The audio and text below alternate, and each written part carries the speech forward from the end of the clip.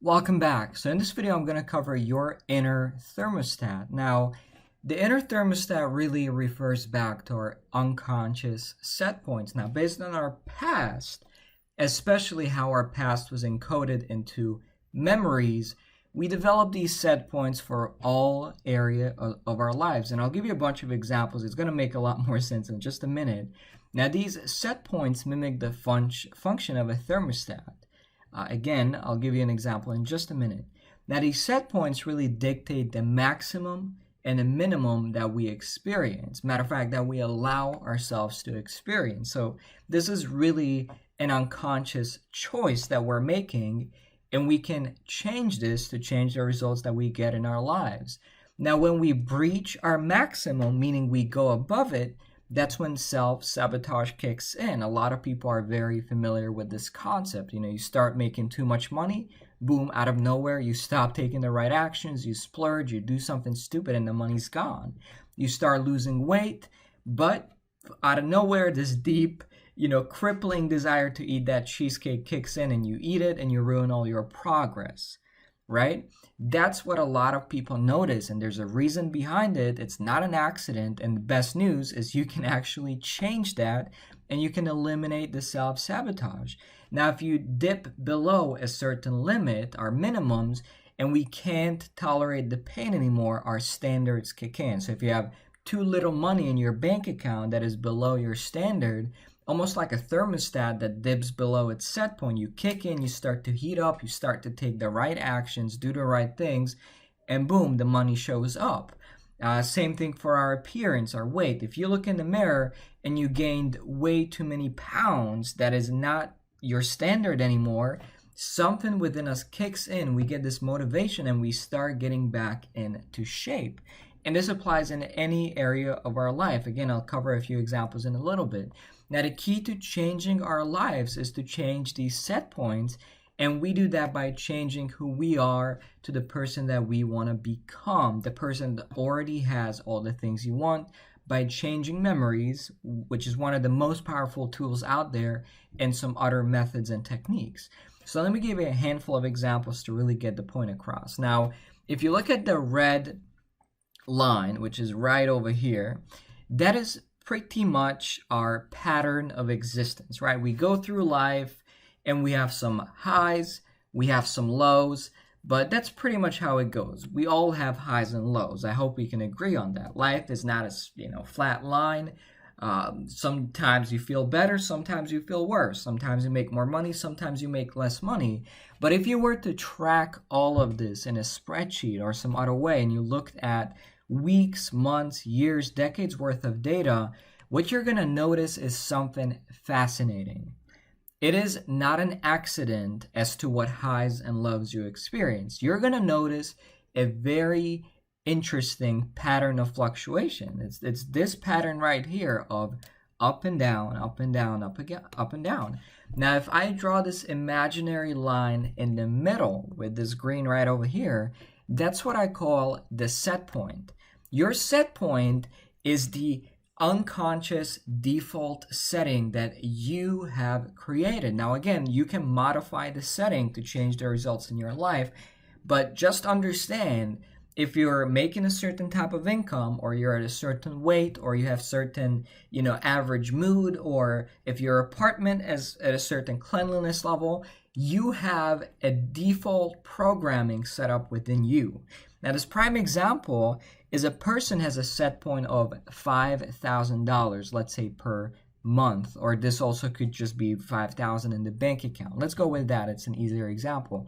So if this person has a set point of $5,000 in the bank account, what's going to happen is, if they start making more money, let's say they're performing well in their business or in their job, they get another paycheck, and they get to $10,000, which is their maximum, their upper limit. At this point in time, unconsciously, okay, it's important to understand it happens unconsciously, not consciously. Nobody ever decides, okay, let's waste my money. Nobody ever decides, okay, let's make a stupid decision. It's an unconscious urge to splurge the money, to stop doing the right actions. Whatever it is, there's this unconscious desire that this is too much, this is not who I am, and we do anything in our power to unconsciously sabotage what we've created. So what this person may notice is they start splurging money, stop taking the right actions, taking a loan, do all these different things to start spending money. So what starts happening is the money goes down. Now, it may eventually hit the lower limit, which may be $0. This person is going to notice, oh, shoot, I spent all my money on, I don't know, luxury cars, whatever that was, and now my bank account is a zero. There's no money left. So if that is their lower limit, their minimum, that's when their unconscious kind of kicks in, almost like a survival instinct, and they go, I need to fix this. So they start taking the right actions, call up the right people, they start saving money, they stop spending, and slowly this starts going up. But then again, the same thing may happen. They make a little too much, and boom, they have to start spending. Now again, it's important to understand that this is an unconscious phenomenon, okay? It doesn't just happen with a conscious, deliberate decision, okay? Nobody decides, I want to waste all my money. Nobody decides that I want to remain fat and unhealthy. This is something unconscious. Now, for some people, matter of fact, every people, this set point is different. For some people, this is $100,000. Another prime example, there was this billionaire, okay, billionaire with a B, that has raised his financial thermostat significantly, where his minimum was several $billion. And then, you know, I don't want to mess up the story, but in a nutshell, what happened, if I remember correctly, is that, you know, the economy has changed, and one of his businesses was going under the water, so he lost like $2 billion of his net worth in like a year. Now, keep in mind, he's still at like 5 left, right? So it went from 7 billion to 5 billion. He lost a bunch of money, and he applied for a bunch of loans to keep his business afloat and keep it going. Now, before they approved the loan, roughly 2 weeks before that, the guy just couldn't take it anymore. He lost way too much money, so much money that he decided to jump in front of a train and kill himself. And then 2 weeks later, they approved the loan, the business was saved, all the net worth he lost was recovered, yet he still killed himself because his lower limit was so breached, because it was killing him, that his standards were not being hit. Now, of course, what I don't recommend in any way, shape, or form, to do this in case you start losing money or weight. I'm just sharing this example to illustrate the point that if certain people have certain standards, certain set points, it is an unconscious, almost like instinct, unconscious action and triggers and desires to not go below that limit. So people are willing to do crazy things such as kill themselves if this limit is not going back where it needs to be, is not meeting the set point, right? So this is important. This is extremely important for your success and fulfillment. And of course, there's a way to raise this without, going crazy or without having to kill yourself. It's a very sad and unfortunate event that happened, but I really hope it illustrates the point. For some people, it may be $100,000. And when they dip below, example, 50 grand in their bank account, they start feeling really bad and they start doing something about this situation. So there's a way to raise this, but there's also a way to do it smart so you don't have to actually commit suicide because there's not enough money in the bank, right? Now, this applies to other areas of life too, such as your mood. Your set point may be fine. I'm feeling okay, maybe a 5 out of 10. Now, finances is a little bit easier because you can measure it. It's numbers in a bank account. You can clearly see it. You can visualize it in a spreadsheet or some charts.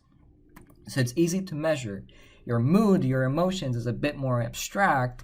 You can still give it a 1 out of 10, but again, it's a bit harder to give a specific measurement to, right? But let's say your average is a 5 out of 10 and let's call that fine. Now, when you feel really, really good, let's say ecstasy, you feel, ecstatic, you feel gratitude, love, and joy. Over here, some people may notice that they feel like, I feel a little too good. Something bad's gonna happen. Something bad should happen. This is not normal. I feel just a little too good. Let me know if you've ever felt that way. I certainly have in the past. When I would be feeling a little too good for too long, unconsciously my brain would be popping these thoughts in that something has to go wrong because this is not normal. This is a little too good. The reason I was feeling that way and thinking those things, because again, my set point was set to a certain level, and I was breaching the maximum. I was getting way too much. So I had to down regulate myself like a thermostat. Same thing. Just think about how a thermostat works. If you set a thermostat to 40 degrees Celsius, which is kind of super high, I don't recommend doing that. But if it becomes 45, well, then, sorry, my screen is popping all over the place because I'm trying to scribble here. My bad. But if I go back here and let's say the temperature goes up to 45, well, what is the thermostat going to do? It's going to turn on the AC and it's going to bring it down to 40. It's going to down regulate itself back to 40. Now, if it starts getting colder in the room for whatever reason, now it's 35. Again, what is it going to do? It's going to kick in, regulate itself up until it hits 40. So it's this self-regulating mechanism that you see in a thermostat happening in a human being, and it applies to any area of their life, including their mood, their daily emotions. So if somebody feels too good for too long, it's going to kick in, and automatically by just thinking these thoughts that something's about to happen, something negative's going to happen, I don't deserve this, etc., immediately you start making progress to feeling worse. Same thing may happen if you get too low and it's breaching your limit, your lower limit, and you start to feel really depressed and lousy, etc. Something may kick in that pretty much signals you to get your life together, to feel better, to do something to be in a better mood. So it works both ways. Now, people that are depressed or anxious, it's very simple. Their set point is set to depression. So that's where they're circulated around. People, if they're constantly depressed, their set point is around depression. Maybe down here, it's crippling depression, feeling apathetic, suicidal, and maybe up here they feel fine or they feel a little bit of hope. But again, if you notice, all they're doing is fluctuating around their set point of depression. Same thing with anxiety. Their set point may be set to anxiety, so the lower limit is panic, is panic attacks, crippling anxiety, and their upper limits is maybe feeling fine or okay, but not too good. So these people have to change their set point so they no longer live in the land of depression and anxiety and just feeling terrible. And it is 100% doable with the tools that I'm about to share throughout this training.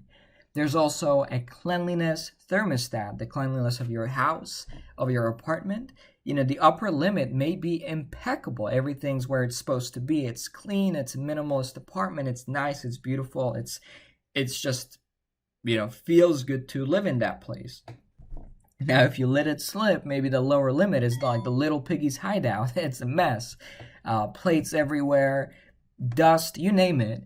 And again, that's where you kick in and say, oh wow, this is too much. I got to clean this place up. And when it again gets too impeccable, too clean, you may think to yourself, I can relax. I can put this plate here, leave that thing over there, not clean the dishes. And that's where you fluctuate around. So for you to have a clean, impeccable apartment all the time, you have to look at your set point and increase it. If it's a 5 out of 10, if it's kind of in the middle, you want to increase it to an 8 or 9 out of 10, so you never really go down to the literally little piggy kind of cleanliness one again.